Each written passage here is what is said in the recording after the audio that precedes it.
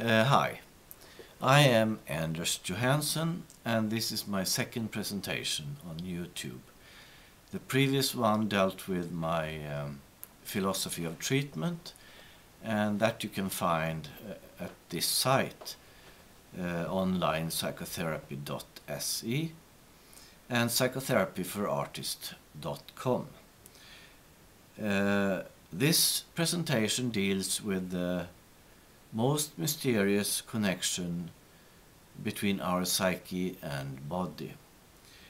You can receive a text version including references just by requesting one from me. The title I have given to this presentation is Psychoanalysis of Psychosomatic Conditions, Recollections of a Lecture by Dr. Salvin Brody, MD, pioneer in psychosomatic medicine in the US.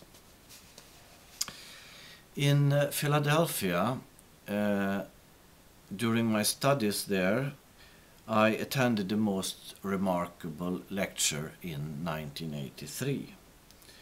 It impressed me to the extent that I now, 28 years later, feel an urge to present some of the most fascinating theories and clinical findings of this great man. Since it made such an impact on me, maybe it will be of the greatest interest also to you. I welcome all your thoughts and comments. Is successful psychotherapy of quote-unquote organic conditions possible? Dr. Brody thought so. He believed that unexpressed emotions such as grief, rage, and jealousy were the most important causes of organic diseases such as asthma, lupus, and cancer.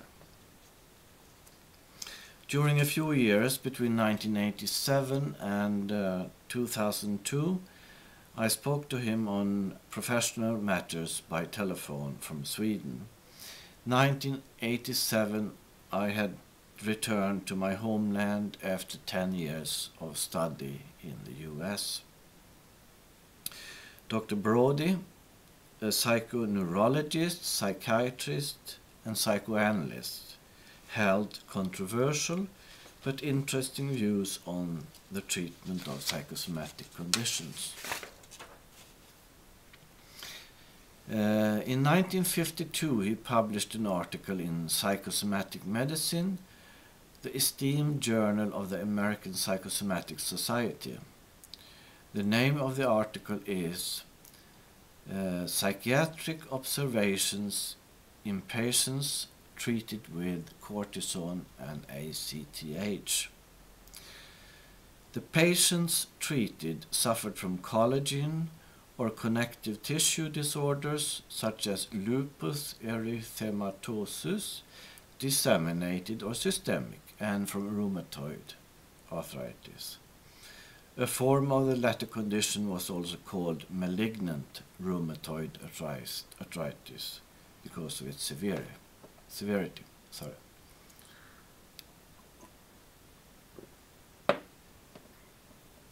At the time of his research on the response of these patients receiving this type of treatment, cortisone could not be manufactured synthetically, and very few hospitals could afford to buy non-synthetic hormones. Mount Sinai Hospital in New York, where Brody served as a liaison psychiatrist, was one that could. Dr. Brody made an astonishing discovery. A large number of the patients treated with cortisone and ACTH stands for adrenocorticotropic hormone. They developed what he called raging psychosis because they expressed emotionally highly charged persecutory thoughts and hatred directed at others, not at themselves. Furthermore, not one of the patients with this reaction of raging psychosis died. So he was asking himself, what was the psychosis doing? His theory was that the psychosis served as a survival function, as it dealt with the crucial function of dangerous levels of hate tension, with what he considered an almost inborn tendency to inhibit this discharge. If not discharged, the hatred was directed toward the body in a psychosomatic or organic attack on the visceral autonomic vegetative system. This malfunction of discharge had its origin very early, long before the Oedipal phase, long before the transference neurosis. The dysfunction was to be found during the primary phase of development, where the two cardinal phenomena were excitation and discharge. This is the end of part 1. You can listen to part 2 and 3 below. Just click on the picture and you will hear the rest of the presentation.